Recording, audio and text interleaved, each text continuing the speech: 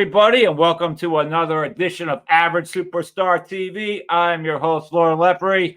Please hit that subscribe button on YouTube, Spotify, Amazon, and iHeartRadio. And it is the end of the year where we do a bunch of roundtables. Topics vary each week, but this round we have what our opinions are were the best horror films of 2023. So obviously up front, I like to kind of shuffle the posters through and as they come up for a little pizzazz. What Otis and Dave did not know is that we do not have one overlapping film in any way, shape, or form. It's top five, so it's 5 different films. Nothing's overlapping, so it's good for the audience, I believe. That's cool. Yeah, it is. Yeah, it is. So three different worlds, 3 different opinions. So again, there's no right or wrong answer. So anybody from the horror movie community, feel free to jump in on the comments on YouTube, drop opinions, ask questions, call us out, whatever, have fun with it. But with that, we'll start with our top 5. So I'm going to start with Dave. And let me pull up the Dave category. Dave, coming in at your number 5 is Sorry About the Demons. So, first and foremost, awesome title. This is one that most people have probably never heard of. It was a Shudder original that came out like way early in the year. That just, debuts on streaming and then it kind of fizzles out and dies. But what I loved about it was it's like your classic story of a haunted house, but it's like a comedy where you have these people trying to pawn off their haunted house on some schmuck. And it spoke to me because I always thought, you always see these haunted house movies where, we live in a haunted house, we're trying to move away. And I always wondered, what happens to the person you sell the house to? Is there some ethical, moral dilemma about condemning someone to live in it? And this movie takes a very just straight up comedic approach to these people have their dream house and it's haunted, and all right, let's rent it out to someone so the demon gets his soul and then we can have our dream house. Sold. I guess it's sort of in a small way the way anyone would sell their house of let's hope they don't realize the whole place needs to be get electrical work done or the sewage. Exactly. Let's not mention the demons. Yeah. It's a real cool concept. I definitely with you. I think it's the best title by far of the whole list. That's just right to the point. Sorry. But Otis, did you see this one at all? I have not. No, and I am a fan of Shudder. So you're saying it's still up there then, huh? On Shudder? It came out earlier. It's a Shudder original, so they usually Hi. We got our Lucy appearance. Now we have Lily today. Lily, this is her debut. Why are you playing with styrofoam? Okay. Yeah, her hair grew long. Yes, her hair was much shorter at the conventions this year. All right, go play with Lucy in the other room, okay? This is definitely one. I mean, just going by the title alone, because I guess I'm kind of a if it's got a good title, that can attract me. I mean, the title alone. So I can see what you're saying there. Yeah, that's straight to the point. I'm about to check it out. It is. It's not really trying to be anything new or ground. It's just trying to be funny, and I always love recommending the ones that no one's heard of. I always look forward to your list, no matter what the topic is with you, because you always introduce me to newer stuff like that. I should check out, and with my work schedule this year, it's been hard to get 90 minutes. I've kind of lived on I get that. Amazon Prime of Laverne and Shirley, Happy Days, all this stuff that's 23 minutes quick and out, and then get 90 minutes. But I love these lists because I usually go back and I mark them down, and I do have Shudder that I pay for, which I never watch. But I like that I have the access to, But yeah, coolness. Well, we will jump into Otis's 5, and coming in at his number 5 is one we all know pretty well, Cocaine Bear.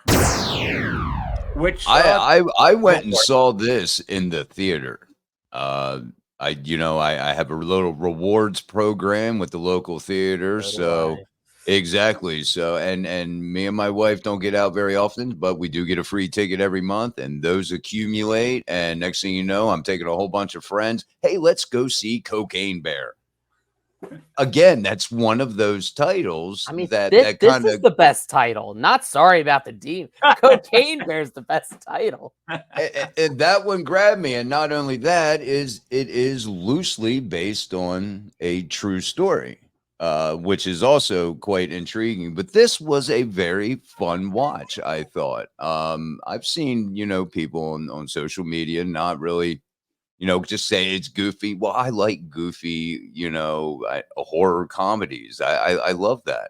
But this was a very, very fun watch. I dug it. There was, I mean, just a black bear high on coke. Come on, what is not to love about that? It's definitely a ridiculous concept. It's definitely a name that anybody, like, when you just say that, they're like, there's a movie called what? Like, it's almost like a Sharknado. Like, what are you talking about? I think, though, it would have been relegated to Sharknado status, but the fact that it is loosely based on a true story kind of gives it just enough, like, gravitas to it, Mm-hmm. And it was Ray Rolita's, I believe it was his final film before he passed. I believe that was his I believe it was, and he was great in it. I mean, it was typical Ray. Yeah. Marvelous. Dave, any more comments on it? I know, just, I saw this in the theaters. I knew, as soon as I knew they were made, because I was familiar with the true story. I watched a lot of those weird, like, YouTube shit, like crazy stories you won't believe happened. So I was familiar with it, and I'm like, they're making a movie about that? I'm in. That was my reaction. I'm in. I've got to go see it. And I remember that following week, there was so many memes about, like, heroin beavers, and like it was like people ran with that. Like it was like a topic. My favorite was Meth Gator. Yeah, there was like you could see that happening in Florida. Yes, but it may already be a good 2 weeks of it trending. Like it so I think that's pretty freaking awesome. But we got my daughter Lucy a little, like, stuffed black bear, and my wife and I jokingly referred to it as Cocaine Bear, and she called it that. This little 4-year-old, can I have Cocaine Bear? No idea what it means, but that's the name of her bear. It's Cocaine. It's gonna be really funny if she said that in public. Yeah. I mean, walking around the grocery store. If she takes it to her preschool for show and tell, we might have some explaining to do. Yeah, kids say the darndest things. Yeah. Wait. All right, so I will go into my number 5, but I'm going to basically say, everybody, I don't have a number 5. I really have a top 4 because of my decline of seeing a lot of movies this year.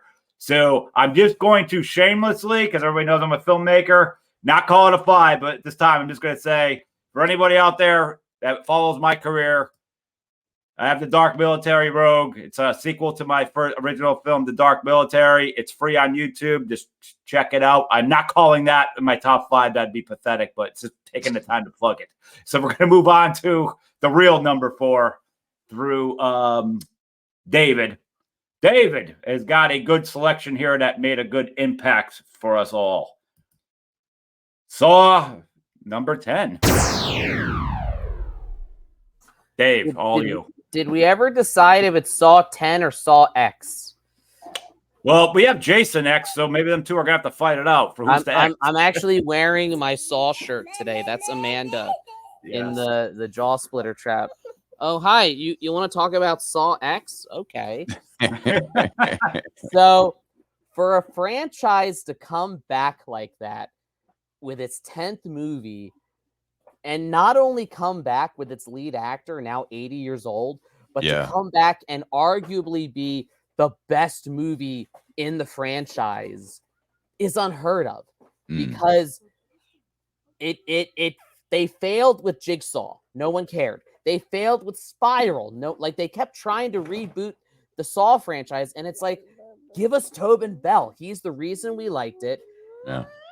They killed him off way too early. I know, right? I know. And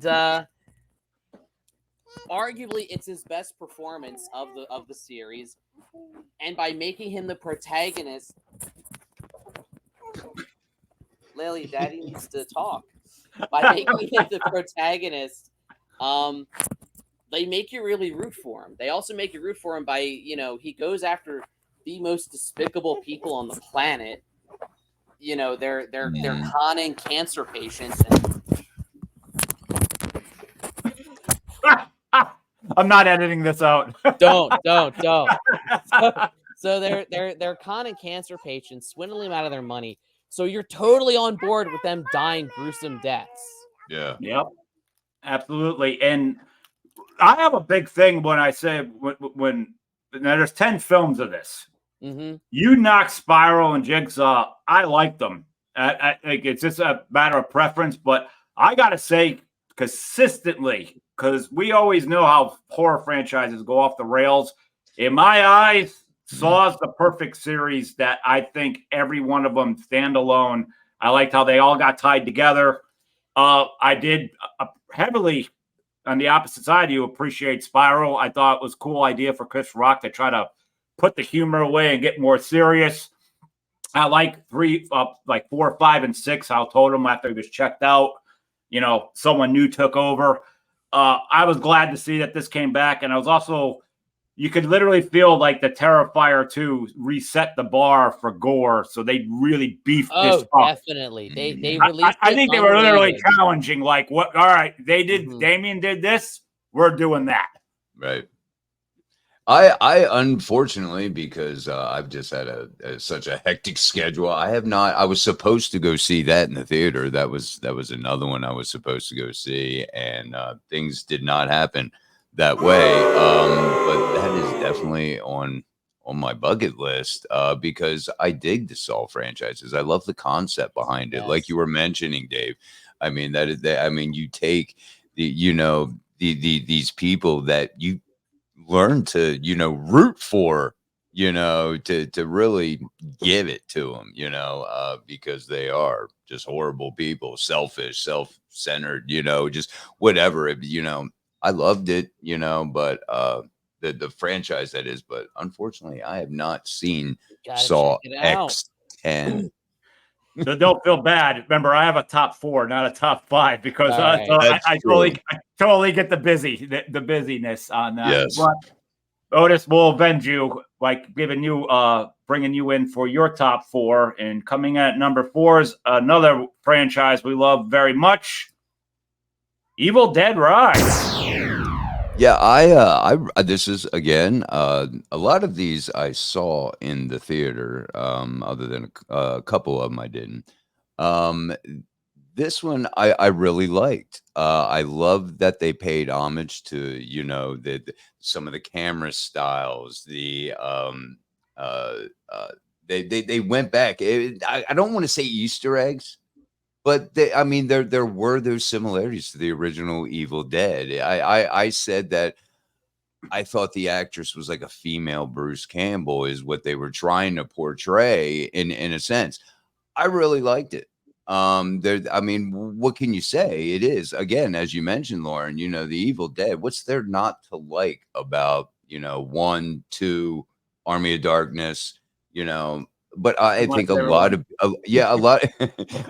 people get, I think thrown off when they see a new movie coming out that is, Evil Dead, or what's another one? The Saws, or when you see a reboot or something like this, a newer version or a different version, people always, I think, get stuck in the mindset, and want to compare it to the original, which I think takes away from the enjoyment of the film. Watch it as a standalone. This is my argument with, Halloween 3, Season of the Witch. If you took Halloween out of the title and it was just Season of the Witch, a standalone film, it's great. I love it anyway. But it's a great film. I get what you're saying, and right where you're talking about Halloween 3, I was one of them. Same thing with like Friday the 13th Part 5. I was like, it's not them Exile, and it took me a good 30 years to go back and watch Halloween 3. And I was like, yeah, if you take the Michael out, this is a fun movie. Yeah. So you kind of have to. I'm still. Everybody always knows me. I'm not a fan of remakes, but there also comes a point. This is why I give the approval for Evil Dead Rise. Is like there's got to be a time you turn the page. Like Bruce got a lot of years left in him, but if you can't do it, you got to try something new. If you want to keep this franchise alive, it's the same way for the last 2 years. You know what I'm going to bring up here. People have been talking about Kevin Bacon taking over as Freddy Krueger. Guys, beyond wrong. And I'm not telling you Kevin Bacon wouldn't be a good Freddy. The point is they're the same age. You got to get a 23, 25-year-old actor that's going to go for the long run. Like, everyone's, put Kevin in. Like, no, Kevin's just getting older. Again, Kevin's amazing and would do fine in that role. But you got to find somebody brand new for all the franchises. Someone male who's or going female. to be able to do it for decades. Yes, and they got to be between like 18 and like 25 years old, depending on what the character needs. Mm-hmm. Stop putting, this person's been around, they're a veteran, they're 50 to 60 years old. No, you can put them in the movie, but don't put them as the character. Yeah. And I think the same applies with, and I love Indiana Jones. I grew up watching them, but I don't think Harrison Ford could, I haven't seen the new one, but I don't think that's really a good move. Maybe if they went that route you were just talking, put somebody younger in if you're trying to keep this Indiana Jones saga going. Yeah. Harrison Ford is, I don't know how old, but they did try with Shia LaBeouf in the fourth one. Well, it was right to try with him because he was a hot actor at the time. I think like Chris Pine's a perfect guy to be, I'm sorry, the guy from Guardians of the Galaxy. Am I saying the wrong? Chris Pratt. I think he'd be a great Indiana Jones. I don't know that he could do the intellectual side. Now, I'm just saying. I see what you're saying. Yeah, he's got that, but. Yeah, you're right. Like we got to look at passing the torch on like this, and that because fans got to get a little bit over that. Where when you just say we're rebooting it like just to get money, that's when I really get mad about horror remakes. That bothers me. But and I think Evil Dead Rise was done. I mean, there was definitely a love and care for it. The fact that Sam Raimi and Bruce Campbell were both involved as producers, so that while they didn't write or direct it, they gave their seal of approval to it, and they were part of that process. And like, as much as, the 2013 remake was decent, but it was still just a cabin in the woods. Yeah. With what was it? Prey, the Predator prequel. Yeah. Where it's like, what if a Predator was in colonial America? Same thing with Evil Dead. What if the Deadites were in an apartment building? What if the Deadites were on a cruise ship? What if the Deadites were on an airplane? Like, give us that concept, but a different setting to kind of see how that plays out.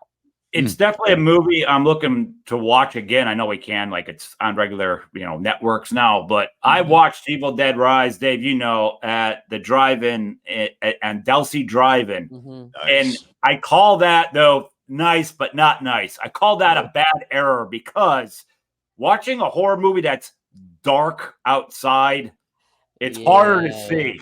Yeah. So I when I pulled in, I was like, I didn't even think of this. Like, I should have went to the real theater because I'm just telling anyone who goes to drive-ins knows, especially if it's like brand new and you've never seen it before, watching a dark movie outside. It's tough.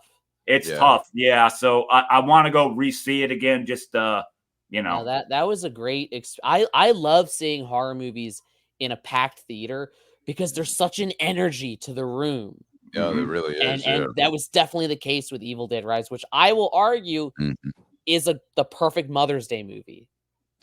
The main character finds out she's going to be a mother. She doesn't know if she's ready. And in this crazy journey, she becomes a mother. She protects the children against the evil. And I'm just saying, watch Evil Dead Rise with your mother on Mother's Day. There you go. Sweet. All right. So my number 4, and I got a good story, but this one coming in at my number 4 is Tin and Tina by Ruben Stein. All right, folks. I believe this is available on Netflix at the moment. I'm going to tell you a cool history of this movie. When I was running my film festivals in Philadelphia, this same director, this story had a short film called Tin and Tina, and it is about maybe 10 years old. I screened it. It was in black and white. And now it caught on so good and did in the film festivals, and the guy busted his butt. He got to make it into a feature. So, like, I have like my own little personal, attachment to all this. But That's awesome. Yes, it is. And if anyone who saw like the children, the John Carpenter film with the Village kids. of the Damned. Village of the Damned, yeah. You'll see a little bit of a tribute in that. It's like a brother-sister combo in that with like the blonde hair and all that. But it's not like that. But you could feel the tribute. But it was a really cool story. And just me being a guy who was a huge supporter of, the people that I've run at my film festival, because I screened about 1,000 films. When I saw this got made, because I was looking, I was like, I screened that years ago. Why is there a hype? And I looked on the links. I'm like, oh, it's a feature now. And feature, that's cool. Yeah, so for anybody like us filmmakers out there that make short films and hoping to get bumped up to a feature, this is one that happened. Get behind it. Tin and Tina, check it out. Otis, Dave, I'm not sure if you maybe saw this. No, I did see it in passing on. I think it is Netflix. I was scrolling around, see if they had anything worth watching, and I did come across that title, and I did not watch it. I believe that you could probably all go to YouTube now and watch the original film that I screened, which is about maybe 12 to 15 minutes tops. This maybe put in Tin and Tina short film. Maybe check it out and then go right to Netflix for those who have it and check it out. Giving you something to watch. There you go. So, all right. So we are now getting into sorry, Dave. Oh, Dave. I'm sorry. I flip-flopped you. I gave your number 3 as your number 4, but don't matter. Number 3. Yeah. All right, Dave. Pick. This is really his number 4, and this will be his number 3 just for the show. But Beau is Afraid. Beau, right? That's it, right? Yeah. All right. Never know with me. You can't go wrong with this lead actor. Your pick. Go for it. I mean, yeah, Joaquin Phoenix, won an Oscar for playing Joker. I have not seen him in Napoleon.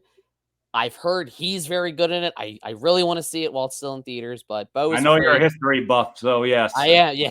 Yeah. So Beau is Afraid it's definitely not a movie for everyone. It is, you either love it or you hate it. It's a little too like art house for general audiences. It's Ari Aster. It's the guy who made Hereditary and Midsommar. So basically the movie is a 3-hour-long nightmare about this guy named Beau who's afraid of everything. Like Midsommar is like one of the but the goal of but Midsommar relies more on a straightforward narrative. Beau is Afraid doesn't. Beau is Afraid is like, what if we take this guy and we put on screen a visual representation of what it's like to be afraid of everything around you? The movie's goal is to make the audience as uncomfortable as possible, and it succeeds. Where can someone watch this movie now? What network? I am not sure. Hang on. But while you're doing that, Otis, did you see this one? No, I have not. I was looking at a bunch of different movies that did come out this year, and this one did come across on the list, and I don't know where to watch this one. So so it's available to rent for like $5 on like Amazon Prime, iTunes, whatever. Okay. Also, my favorite. So I just looked at like the Wikipedia entry for it, and Wikipedia describes the movie as a surrealist tragic comedy horror film, and it's like that's it. Sold. It is all of it is all of that rolled into one. It will, if you're watching it, be like, wow, this is a great movie. You're not watching it right. You're meant to be like, what the hell is this? What is going on? Am I still sane at the end of it? But I love feeling that way. Well, you couldn't have cast a better actor for that. I know. Joaquin is perfect in it. Yeah, like who knows what he did to prep for that film, because he's method, so he might may have locked himself in his attic or something for like 2 months. Who knows? What a crazy concept too. I really dig that whole idea that you were just describing, being afraid of everything. Wow. That's pretty deep. I don't know, man. Yeah, To it's me, something anyway, I'm gonna have to check that out. a lot of people, relate to it. Bo has a very overbearing mother, which I think a lot of people can relate to. Sure. Yeah, maybe he's an ancestor of Bates. Who knows, right? Maybe. All right, moving into Otis's number 3 for his pick is Slaughterhouse. Yes. Say it one more time, sir. Slaughterhouse. All right, cool. Go for it. A little play on, Splatterhouse, but with a sloth. This is basically about a young girl who's getting into a sorority. And well, she's not really, the popular one. She's trying to fit in, to get into the sisterhood of this sorority, and decides that, hey, she's gonna get this sloth, and she's gonna make the sloth the sorority mascot. And well, given the title, you can just imagine what happens there. This is a fun watch, and this again is one of those. When I heard that this was coming out, it hadn't been released yet, I was like, oh, Slaughterhouse, I've got to see that. That was like another Cocaine Bear reaction. It was the title alone brought me in, and you never know what you're going to get with one of those, but I thoroughly enjoyed it. And I think everybody else would too. I guess if you got my kind of sense of humor. Where can one see this film right now?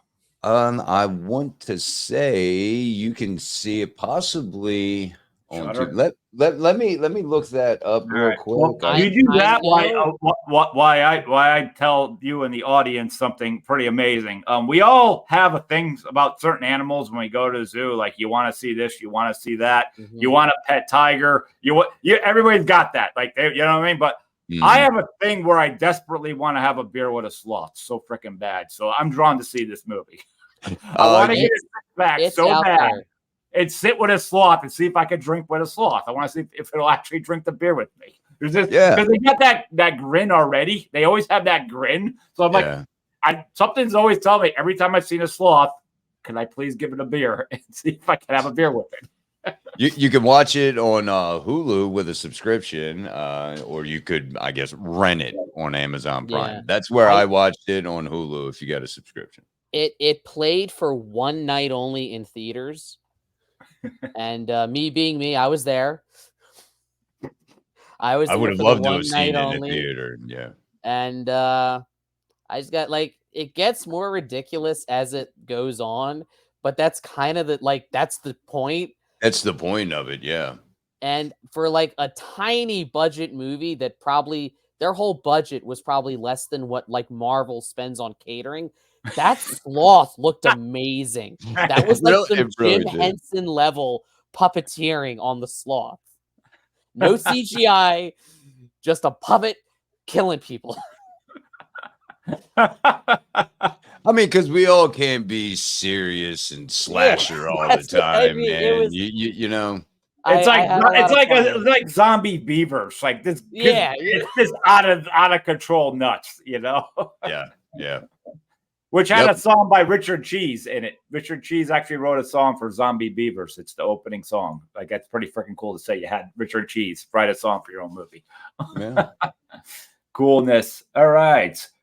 My number 3 was something that was pretty well known. We'll bring it up and chat about it. Coming in at number 3, Knock at the Cabin by N. Night Shyamalan.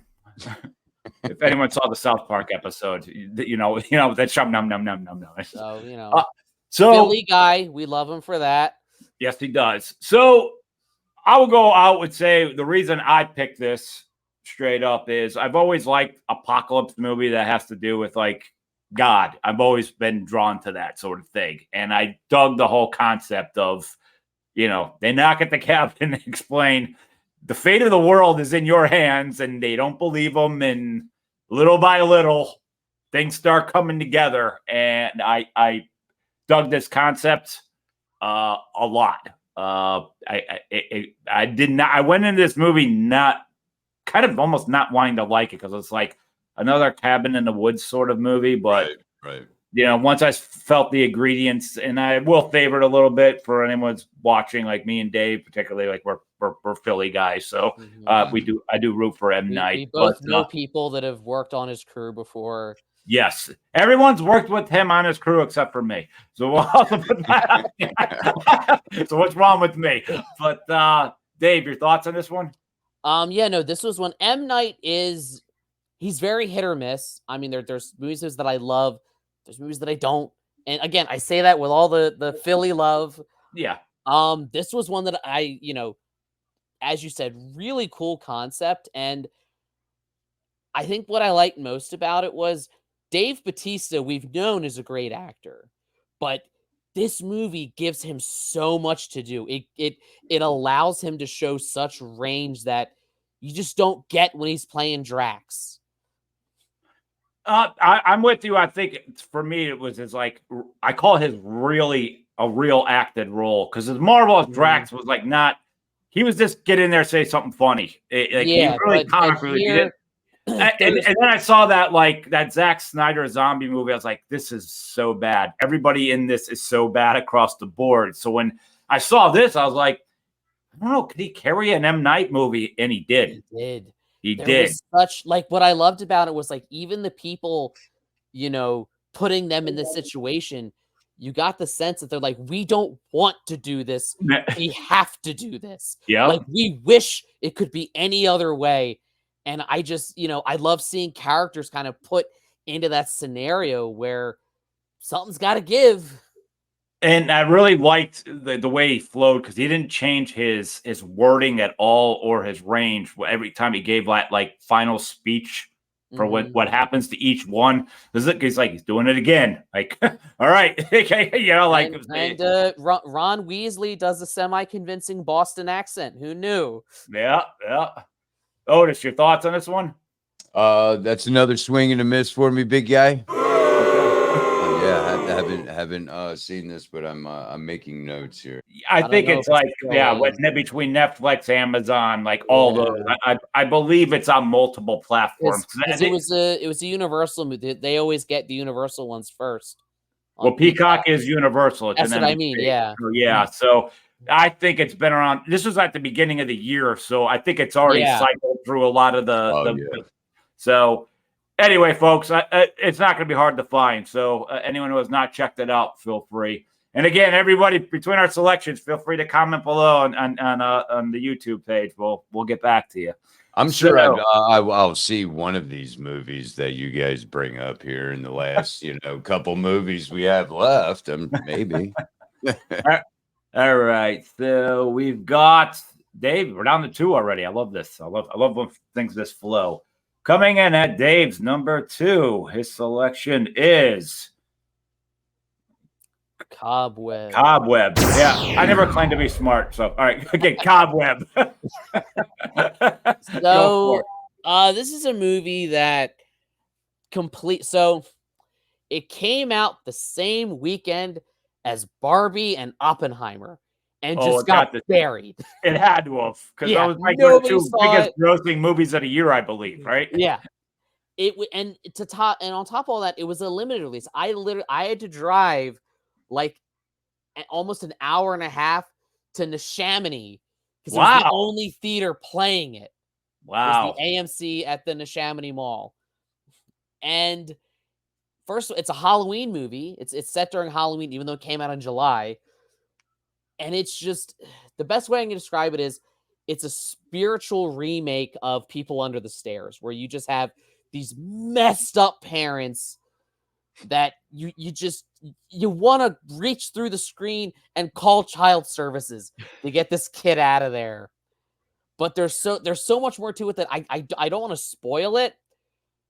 But it starts off as this kid thinking, my family's so weird, my family's so crazy. And as the movie goes on, you're like, oh my God, this family this family is crazy. There's definitely some skeletons and cobwebs in the closets. Wow. And it's just between the Halloween setting and Lizzie Kaplan giving what is, in my opinion, the best performance of her career as the creepy mom who goes from sweet and like 1950s housewife to like Annie Wilkes, I'm going to break your legs with a hammer at the drop of a hat is amazing. Wow. Yeah, I could say this is one I take a strike on this one. I did not see okay. that. Nobody saw it. Yeah. Like everyone would, like, even at the theater I was seeing it at, I was like the only one in there because everyone else was seeing Barbie and Oppenheimer. Not that those, I love both of those movies too, but like, see this one too. So that was right. What, 2 to 3 months ago? Is this anywhere to watch? I think. Hang on. Oh, I take it you didn't see this one either. No, I haven't. But if you're gonna compare it to like a People Under the Stairs, I'm fully intrigued because I saw that in the movie theater. Right. So it is streaming on Hulu. Nice. Okay. And I forgot to mention, because I don't watch that show, but the guy, so Lizzie Kaplan is the mom, and Anthony Starr from The Boys is the dad. All right. Okay. And they're perfect. All right. We're going to go with Otis's pick for number 2.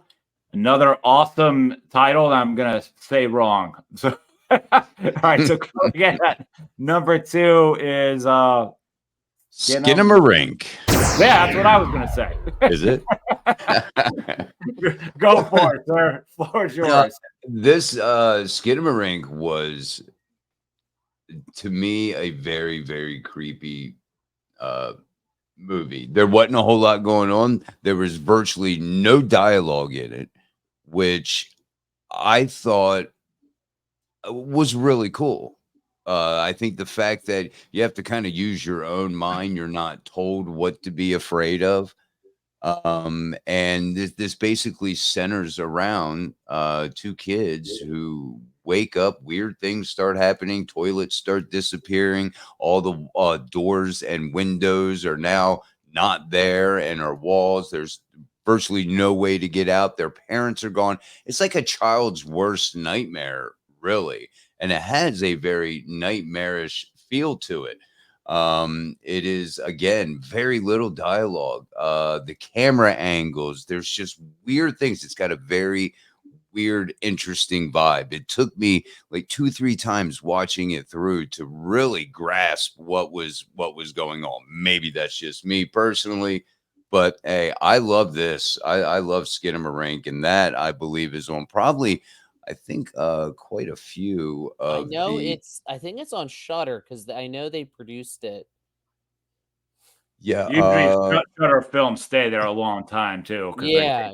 And there's a reason they're trying to get you to subscribe. So yeah, it's on you can see it on Hulu, AMC with a subscription, a prime time subscription on YouTube will get you to watch it, and the Roku channel premium subscription. So you got a few different ways to check it out. It is a very different movie. This is a movie that it's so amazing. We had Jamie Hill plays the mom in Skinamarink. We had her on the podcast, and she was saying that I was telling her the camera angles. Sometimes you're just looking up at the corner, of a wall.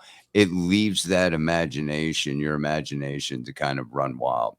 And I really dug that about it. And it was made very low budget and netted quite a bit of profit off that low budget. It was only made for about $15,000, I believe. And it hit over the $2 million mark. Good for them. I love hearing that stuff because I know it's like busting on not a lot of money. So when someone actually makes it, yeah, good. So that makes me, I have Shudder, the AMC's Shudder, same thing. I'm checking that out like before the weekend ends. Yeah, it's good. Everything goes well. All right, because again, sorry everyone, I didn't see that one. But That's not uncommon when I do these countdowns. Sometimes I'm like, why am I doing these countdowns when I never see half? So that we can tell you about it, so you go watch it afterwards. Right. Exactly. I've got a list already. This is great. Yeah. All right. So my number 2 is something that hit huge for the horror community. I'm pumped to get into this one. Coming in at number 2 is the sequel, The Nun 2. So let me just bring up, I've said this on multiple podcasts of my own, and anytime I'm interviewed, I am a huge fan of what James Wan has done for the horror community, bringing in all these new characters. I know some people get pushed back and stuff because they're not exactly slashers. This is more supernatural. Mhm. I heavily liked The Nun a lot. That first one, like, really, I was like, great. And I like how, obviously, through The Conjuring and Annabelle, the whole universe, this Right. is like probably the key character, at least outside of the Conjuring couple. But I dug this. I was really happy for the second one that came out. I think it grossed $200 million worldwide. I think it was number 1 for 3 straight weeks. Horror's where it's at. I know, it's crazy. I just think because it's a speechless like entity. I just think it's something that you can never go wrong with, and the backstory and all that. But as much as I made this my number 2, I do have a big issue when I walked out of the theater with this one. Still liked it, obviously. It wouldn't be on my list. But I felt, again, this first movie was, what is this character? Why is it doing what it's doing?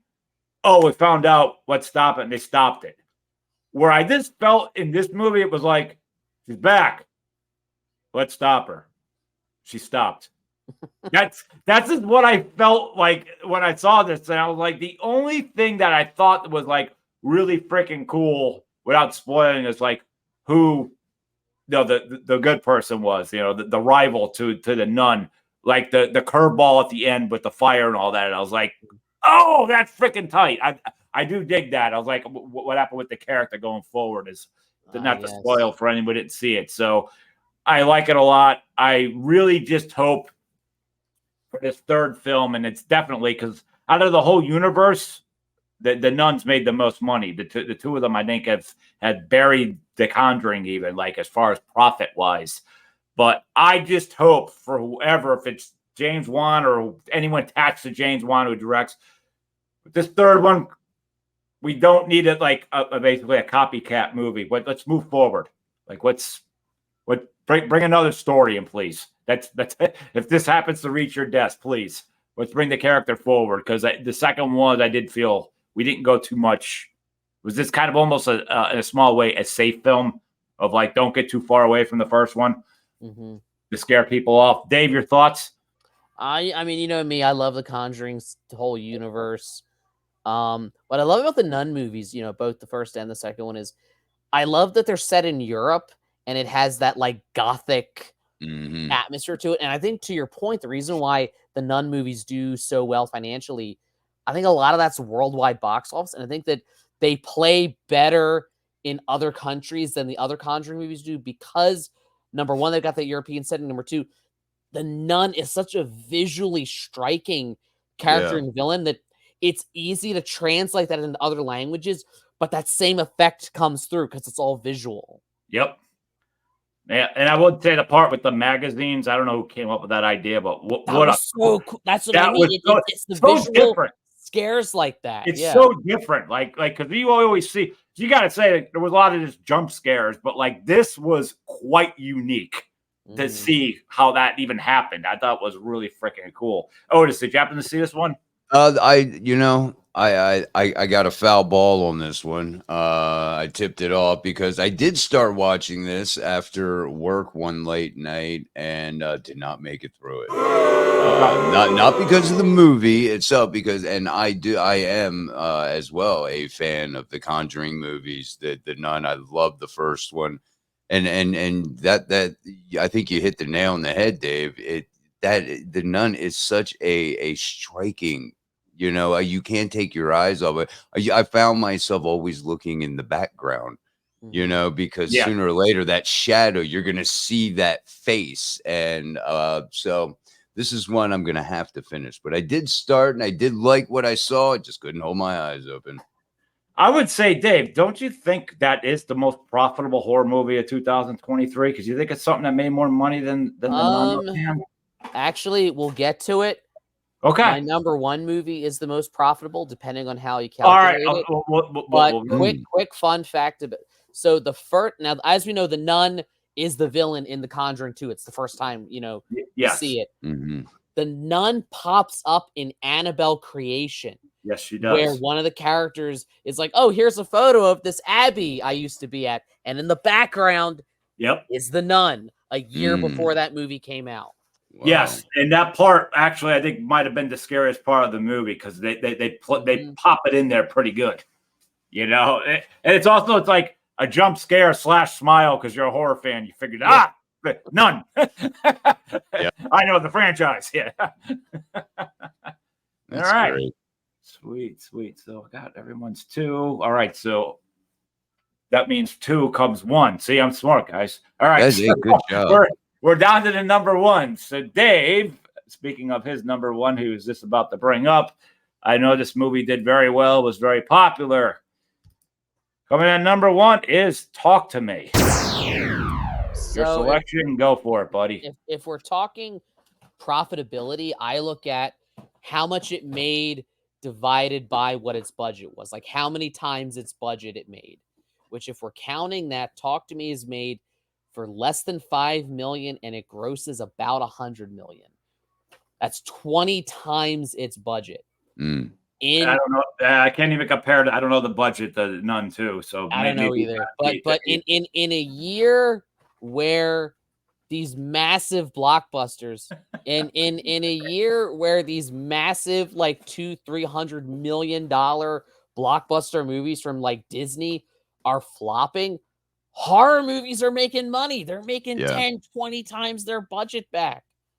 And Talk to Me is like the epitome of that. It's an Australian movie that's so simple in its approach. It's a creepy hand. You hold it, you say, "Talk to me." A ghost talks to you. You say, "I let you in," and then you get possessed, and all your friends sit around and watch. And it's so simple, but so creepy.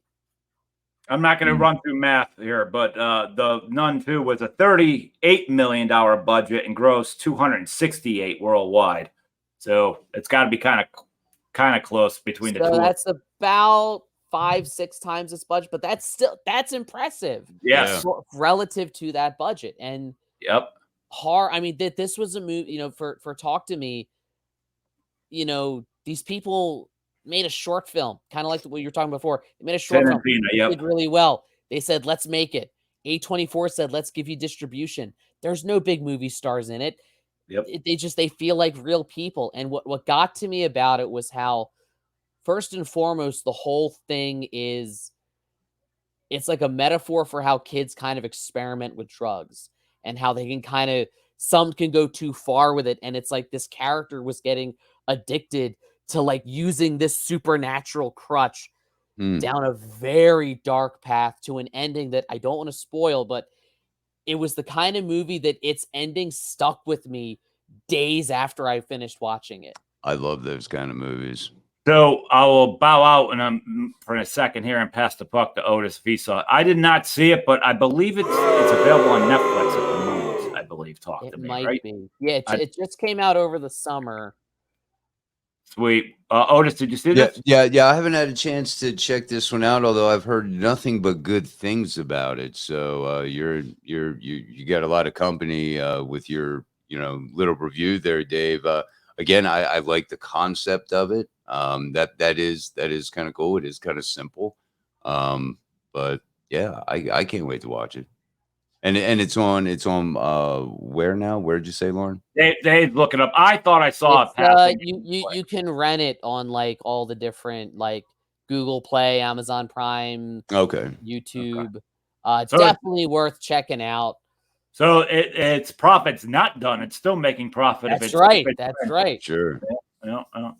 Well, we'll take the booze. Me and Otis, we didn't see your number 1. Sorry. Yeah. We will jump to Otis' number 1. which one was a fan favorite. I will hold my comments. Coming in at this is number 1 is Renfield. Go for it. Man, I love this so much. I ran out and bought the hard copy. Although I like to have hard copies versus digital form anyway. This was such a fun movie. It had the humor. It had good, little visual effects, almost Matrix kind of stuff. The concept of it was great. Renfield now becomes something of a monster himself once he takes little taste of blood, and it's great. I mean, you have almost the servant going head to head with the master, and of course Nicolas Cage. I thought that Nicholas Hoult is how you pronounce his name. He played Renfield. Thought he did an excellent job. It was very entertaining. Again, it was visually entertaining. The lighting was very cool too. In that, I thought it was an all around. And then of course you have Nicolas Cage, who I thought did a great Dracula in typical Nicolas Cage style. Did not see. I'm not the biggest Nick Cage fan. Sorry, everybody, but Dave, you. I can't believe you said that, because I mean, this movie had me at Nicolas Cage is Dracula. Me too. It's such a, but the thing is, he's not the main character, and he's used just enough. Yeah. Gotcha. Sorry, guys. I was always the guy in the 80s through the 90s that kept saying, how's Nick Cage getting cast? He's just not good. So when Nick Cage fell and went away, usually when someone goes away, after a while, we want to see them come back. He came back, and I watched Mandy, and I'm like, no. I'm sorry. I couldn't get into awesome in it. I saw him in that I actually thought was cool, but it wasn't his movie, was Kick-Ass. That was the last thing. Really good in that. I think that was like 2009 or 10. So yeah, that's how far back. So usually I go the other way, folks. Sorry, not sorry. That's how I feel. What did you think of Renfield? You liked it too? Yeah. Yeah, I take that as a resounding yes. Yes. I mean, I probably watched it with on the background with her in the room or something. I don't know. I do like that actor that plays Renfield because he's Beast in the X-Men. He played the smart guy that passed away. That movie. The guy in the wheelchair, Stephen Hawking. Stephen Hawking, yeah. Like, that dude's a solid actor. So no, he's a great lead, and kind of the most impressive thing that Renfield the movie does is it finds a way to connect back that it's a sequel to 1931's Dracula, and like it references that. Yeah. And again, I'm always saying, remakes are, they're not going anywhere, but do something unique and different. And this was such a unique and different way to, do something with these characters that, have been around for so long. Yeah, and Dracula, of course, the original. I have Bella tattooed on my hand. I mean, I'm a huge fan of that. I love black and white anyway, and I love what they did in Renfield, making it black and white, recreating that scene, that opening scene. Yeah, and I thought that was great, but I guess maybe not all Dracula buffs will like it. You have to kind of like Nick Cage, I guess. It's okay. It's 2 against 1. He's wrong. Nick Cage. He's wrong. Right. I'll take it wrong, obviously. It's the punk rock in me. I'm like, I'm just standing tall. I can't do it. Certain actors, I'm just out when you say their names. But all right. Well, we're already down to the last selection of my number 1. It's been a fast show. It's been a nice, solid show. I hope everyone's enjoying. Again, jump in the comments for all you Nicolas Cage fans. Let me have it because I'm getting right back to you. You're definitely gonna get it for that. Hi, Ghost Rider called. He's Nick Cage is waiting for you. Oh. Come on, Con Air. Come on. Yeah, Con Air, another one. Yeah. It's because he grew long hair. It didn't make him cool. Even when he's bad, he's good. That's the point. I got you, Otis. Almost Malkovich and the rest of the cast is what makes Con Air great. But yeah. All right. So number one, at the time of this recording, is a couple of weeks after Turkey Day, and this film is still red hot right now. We're coming on my number one. I got a lot to unpack with this one. Thanksgiving. Welcome back, Eli Roth. So, everyone, we all loved the Grindhouse movie. If not, log off now. I don't want to talk to you. You don't belong on this podcast. But Grindhouse is a great movie, and we all know the trailers that happened in between that. And the one that everybody was always talking about was Eli Roth in Thanksgiving. I think that was about 15 years ago-ish, maybe Grindhouse, and people always said, make that a movie, make that a movie. Well, it finally happened. And the reason immediately that makes number one is I thought they did a lot of tributes, because if anyone saw the movie, they did a lot of things with like the trampoline scene and all that. And I really loved the take on the Walmart riots that happened in real life to start off the movie.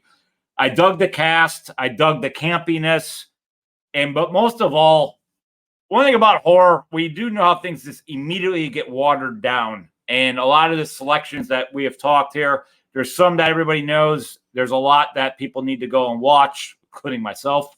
But those ones that we don't know, sometimes they're just not popular.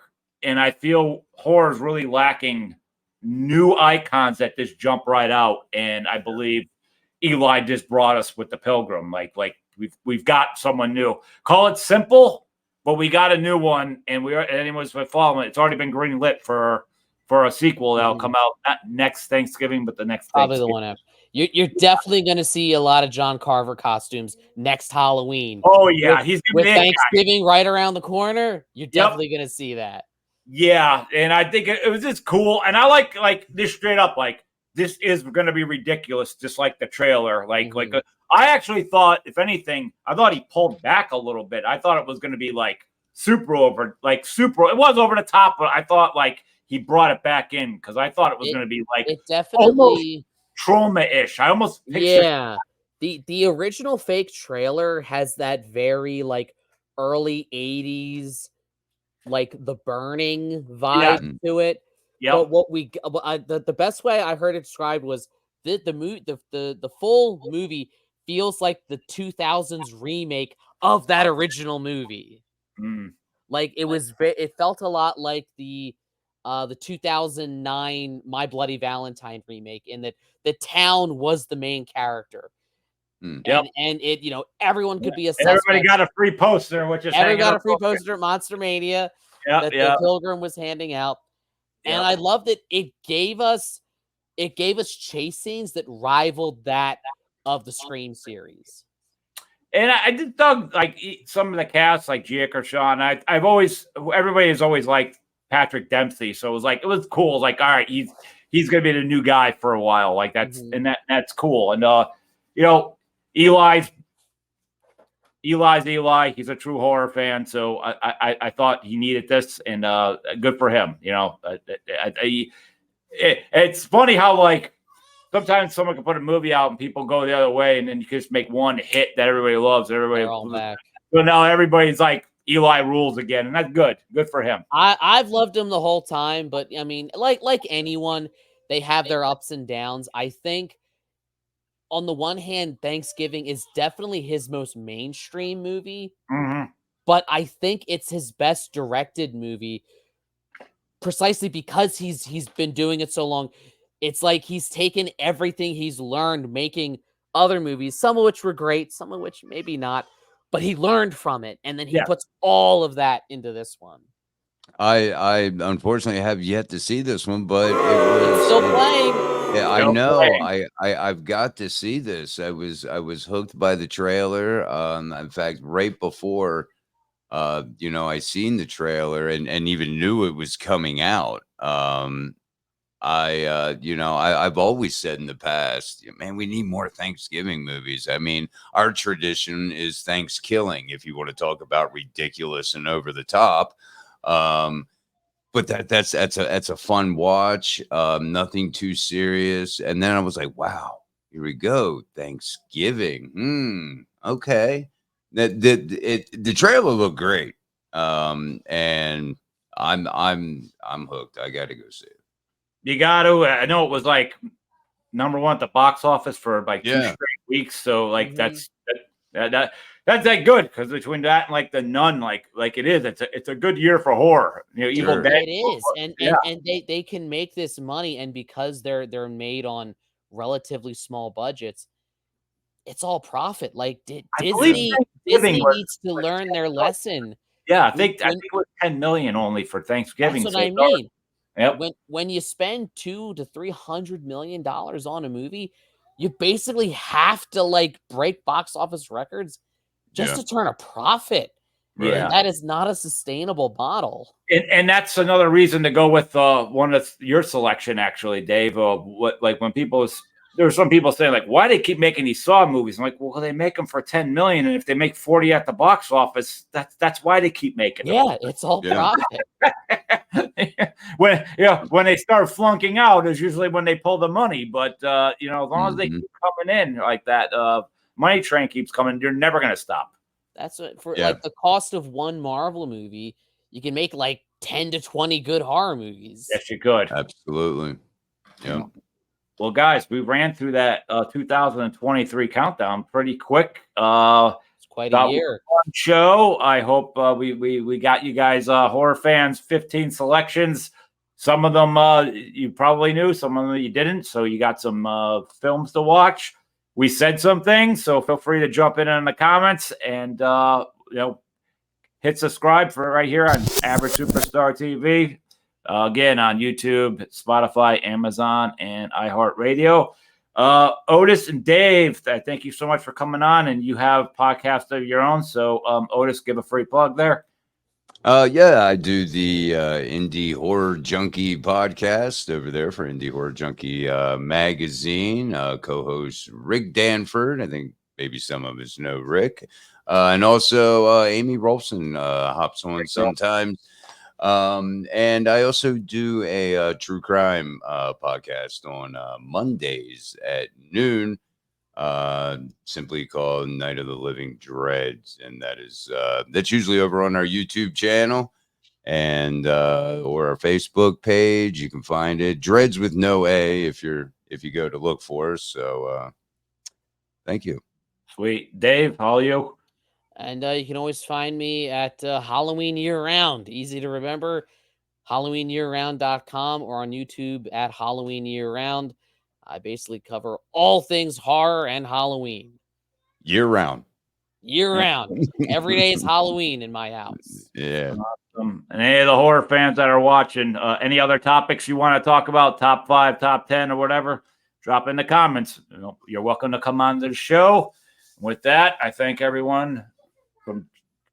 Thank you, everybody, for stopping by. And as I always end the show, I will say that the party is over.